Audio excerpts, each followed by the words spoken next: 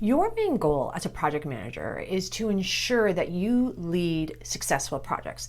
But what does project success really mean? Well, in this video, I'm going to share with you what exactly is project success and how you can ensure you hit that mark so that you are successful. Project success definition. Now, you know me, I like it when we all get on the same page. So let's get on this same page. To really make it simple and succinct, really, as a project manager, there's three things that you want to take a look at: time, scope, and budget. So those are the benchmarks we're going to use to talk about project success, and we're going to get into that now into more detail. Actually, before we dive in, I'm going to share with you a little bit later on in this video how you can get your hands on this, so stay tuned. In scope.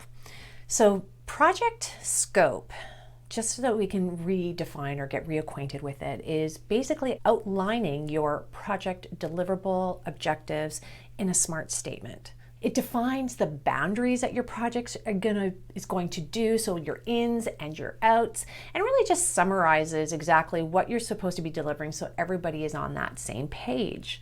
So how do you ensure that your project stays in scope so that you have a successful project? Well, you want to ensure that there's no scope creep. Now, scope creep, just as a refresher, is when you start to add things to the scope from its original creation. So it's like you were supposed to deliver on something and now you're adding a few more things to it, but you're really not vetting it through a proper channel and system. So in order to ensure that this does not happen to you and you're successful when it comes to scope, is you want to do change control forms. So yes, you want your scope template and you want to fill it all out, but your change control form is what's going to ensure that it stays in scope. And if you do choose to change it, that it's done in a very systematic way. Now, the cool thing is I actually have a video on that. So if you go to the YouTube search bar, Adriana Girdler, scope creep, you'll definitely find it there, some more info. On time. So this is the next aspect to ensure you have a successful project.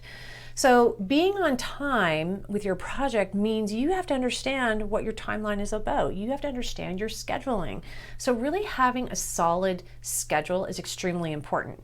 Now, it's not about having a solid schedule in midway through your project. It really is at the beginning. You need a baseline. You need to have an understanding when you're starting out the project, what are going to be all the moving parts and pieces. So today on day one, you have an idea as to what go live or the last day of your project is going to potentially be / look like. Now, why do I say all that? Because as projects evolve, things occur, and you may have to shift with your scope. But if you have very clear milestones, very clear deliverables, and you have a clear schedule, then that is going to help you out tremendously to stay on time with your project. But it's not just about the schedule. In order to make sure that you remain on time, it's really being clear with roles, responsibilities, and the action items that your team is going to perform. Because if you're going to stay on schedule, then the team who's executing those tasks need to have an understanding of that too. And they got to be really clear on what they're supposed to be delivering and when. So this, again, is a combination of ensuring that your team remains on scope and time. Now, there's so much to talk about in this particular aspect of your team and roles and responsibilities, because then it becomes project plan. But you know what? I got you covered, because in my SLAY project management online course, all the details are there. So if you're really interested in it, I have the link for you underneath this video so you can check it out after. On budget. This is the last aspect that we really have to take a look at when it comes to having successful projects of that triangle of time, scope, and budget. Now, when it comes to a budget, you want to ensure that you are tracking it, because successful projects deliver within the budget that they were given. So you may actually have a finance person who's assigned to your project, and let me tell you, how lucky are you if that is the case. But if you don't, then you're just going to have to do some tracking. Now, how do you do that? Well, I highly recommend you speak to someone in your finance department or within the project of a senior individual who can tell you how they expect that tracking to occur. But you definitely want to track it. That's definitely the first and foremost, so you understand where all the spending is going. And you also want to link it to your timeline, because what you spend is going to be dependent upon some of the milestones that are occurring in your timeline. So those two together are really going to go hand in hand, with the expectation that your scope hasn't changed. Now, again, I have you covered. If you're looking for more information on this, you just have to go to the YouTube search bar, Adriana Girdler, project cost, and some more information is going to pop up.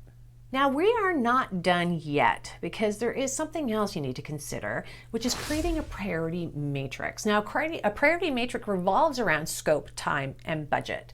And what you want to do here is you need to have an understanding of those three. Which is your constraint? Which of all of those three that you cannot move, that's immovable?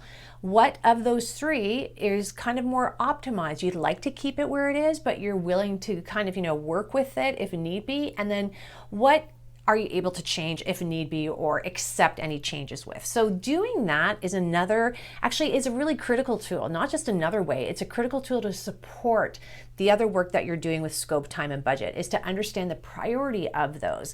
Because there will be times in your project when your back is against the wall, you got to make decisions for whatever reason, maybe a risk came to fruition, you're being asked to do more stuff. You need to go to that document to bring your project back in check and remind people what everyone agreed to. So that priority matrix is extremely critical.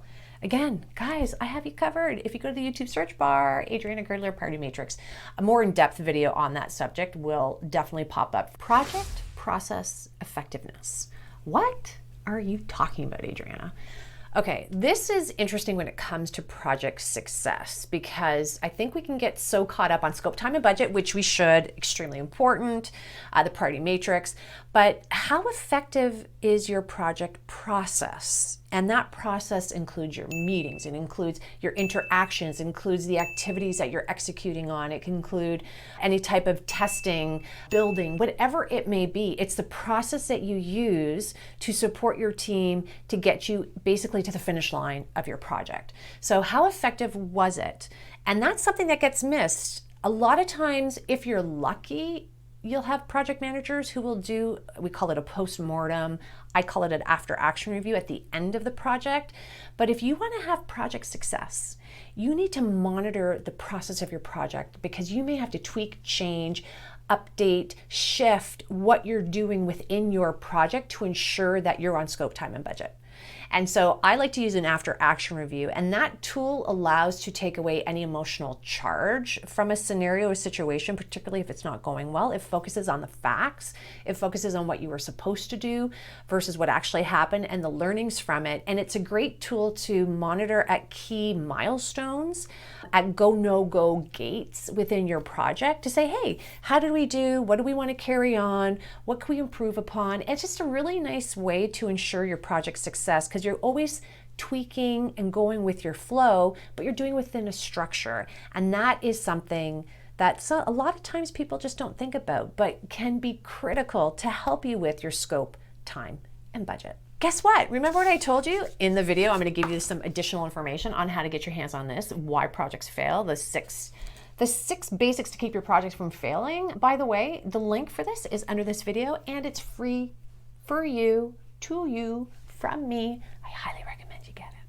Make sure you watch this next video, particularly if you still have questions about project success, because I share with you on some examples as to why projects fail. On that note, if you could like this video, subscribe to this amazing community. And on that note, I'll see you next time.